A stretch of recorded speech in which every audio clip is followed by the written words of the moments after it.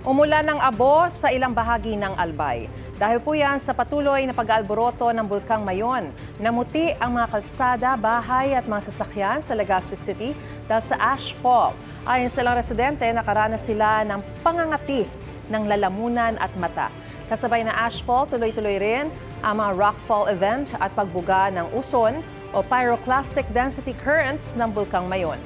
Dumadaos-dos ang mga ito sa Isi, Bonga at Basud Gullies ayon sa FIVOS.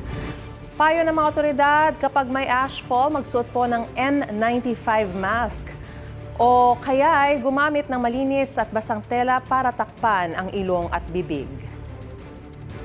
Gusto mo bang mauna sa mga balita? Mag-subscribe na sa GMA Integrated News sa YouTube at tumutok sa unang balita.